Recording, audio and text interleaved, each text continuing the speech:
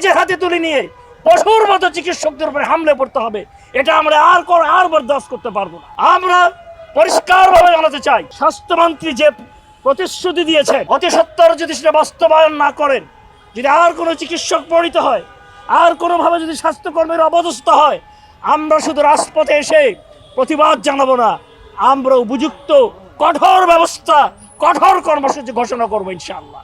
আমাদের সহকর্মীরা বলেছে আমাদের কাজ করার কথা হাসপাতালের চতুর্দেয়ালের মাঝে, আমাদের কাজ করার কথা ওটির মাঝে, আমাদের কাজ করার কথা আউটডোরে পেশেন্ট দেখার মধ্যে। আমরা কেন রাজপথে?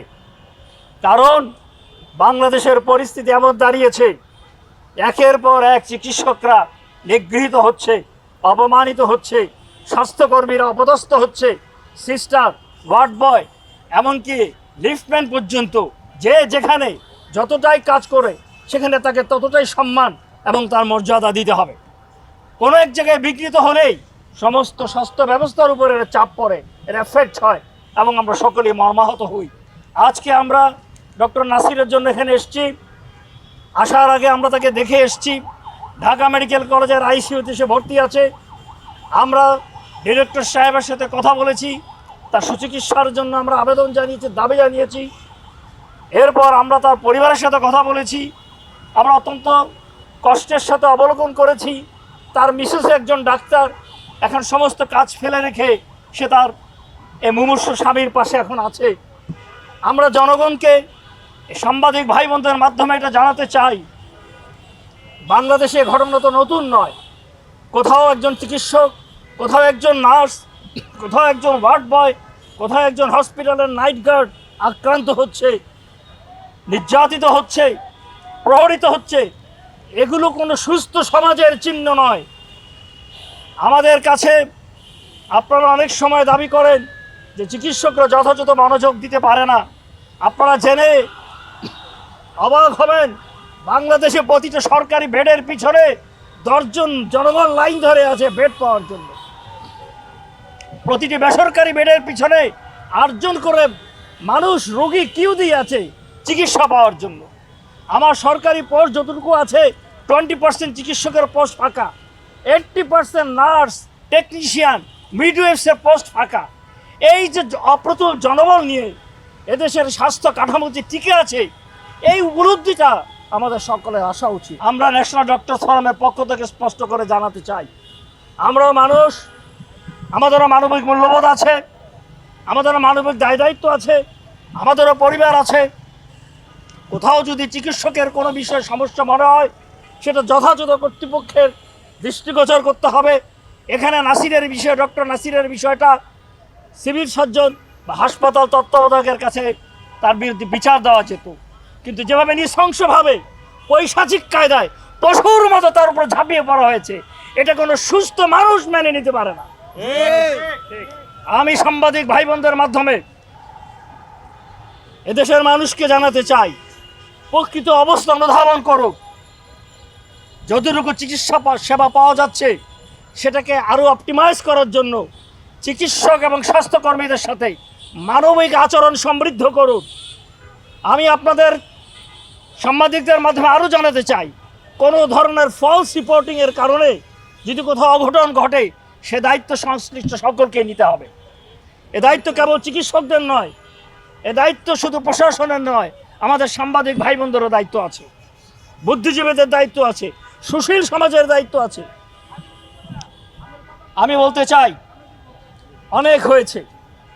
বাংলাদেশে যখন আমরা মুক্তভাবে কথা বলার সুযোগ পেলাম 24 আগস্টের পরেই, সেপ্টেম্বরের 22 তারিখে আমরা বাংলাদেশের প্রেস ক্লাবে চেয়ে, ঢাকার প্রেস ক্লাবে চেয়ে, জাতীয় প্রেস ক্লাবে আমরা গোলটেবিক বৈঠক করেছিলাম। আমরা সেখানে চিকিৎসকদের, স্বাস্থ্যকর্মীদের পরিবেশ রক্ষার জন্য, সুরক্ষার জন্য আবেদন জানিয়েছিলাম, আমাদের বক্তব্য দিয়েছিলাম সরকারের কাছে। আমরা দেখেছি সেগুলো নিয়ে কিছু কাজ হয়েছে, কিন্তু বাস্তবের মুখ দেখেনি। ইন্টারিম সময়ে আমাদের হেলথ কমিশন হয়েছে, আমাদের সাথে দফায় দফায় বসেছে, কিন্তু বাস্তবে মুখ দেখেনি। আজকেও আমাদের মাননীয় স্বাস্থ্যমন্ত্রী উনি জানিয়েছিলেন অতি সত্বর আনসার নিয়োগ দেওয়া হবে, বাস্তবে আমরা সেটার কোনো প্রতিফলন দেখছি না। আমরা মাননীয় স্বাস্থ্যমন্ত্রীকে ধন্যবাদ জানাই, উনি দয়া করে আমাদের আহত চিকিৎসক ভাইকে দেখতে গেছেন, সেজন্য আমরা কৃতজ্ঞ। কিন্তু আপনি তো আমাদের সকলের অভিভাবক, সুতরাং আমাদের সকল বিষয়ে আপনাকে যথাযথ তড়িৎ পদক্ষেপ নিতে হবে। রাজশাহী মেডিকেল কলেজে শিশু মারা গেলে যদি সেখানকার ডিরেক্টরকে ফাঁসিতে ঝোলানোর কথা বলা হয়, তাহলে এদেশের চিকিৎসকরা কোথায় যাবে? আইন নিজের হাতে তুলে নিয়ে পশুর মতো চিকিৎসকদের উপরে হামলে পড়তে হবে, এটা আমরা আর বরদাস্ত করতে পারবো না। আমরা পরিষ্কারভাবে জানাতে চাই, যদি স্বাস্থ্যমন্ত্রী যে প্রতিশ্রুতি দিয়েছেন অতি সত্বর যদি সেটা বাস্তবায়ন না করেন, যদি আর কোনো চিকিৎসক পরিত হয়, আর কোনোভাবে যদি স্বাস্থ্যকর্মীর অবস্থা হয়, আমরা শুধু রাজপথে এসে প্রতিবাদ জানাবো না, আমরা উপযুক্ত কঠোর ব্যবস্থা, কঠোর কর্মসূচি ঘোষণা করবো ইনশাআল্লাহ। কোনোভাবেই আমরা চিকিৎসকদেরকে অসহায়ভাবে ছেড়ে দেবো না। আমরা শুধু ডক্টর নাসির না, শুধু ডাক্তার নয়, সকল চিকিৎসা কর্মীর পাশে আছি। আমাদের একজন রুট লেভেলের স্যানিটারি ইন্সপেক্টর, স্যানিটারি কর্মী থেকে শুরু করে সমস্ত মিডওয়াইফ, সমস্ত নার্স, সমস্ত সেবক যারা আছেন, সেবিকা যারা আছেন, আমরা সকলের পাশে আছি। ন্যাশনাল ডক্টরস ফোরাম এদেশের স্বাস্থ্য কাঠামোর পরিবর্তন করতে চায়, উন্নত করতে চায়, যুগোপযোগী স্বাস্থ্য ব্যবস্থা তৈরি করতে চায়। সেজন্য আমাদের কাছে যথেষ্ট প্রস্তাবনা আছে, উপযুক্ত তথ্য আমাদের কাছে আছে। আমরা বাজেট পূর্ব আলোচনায় যাব আগামী 21 তারিখ, সেখানেও আমরা এই বিষয়গুলো হাইলাইট করব। আমি সাংবাদিক ভাই বোনদের মাধ্যমে দেশবাসীর কাছে এই আহ্বান জানাতে চাই, আসুন আমরা সকল পরিস্থিতি ধৈর্য ধারণ করি এবং কার কী দায়িত্ব সেটা যথাযথভাবে মাথায় রেখে আইন নিজের হাতে তুলে না নিয়ে উপযুক্ত ব্যবস্থা গ্রহণের জন্য সকলের কাছে আহ্বান জানিয়ে এবং প্রশাসনকে বিশেষভাবে দৃষ্টি আকর্ষণ করে আমরা আজকের কর্মসূচি এখানে সমাপ্তি ঘোষণা করছি।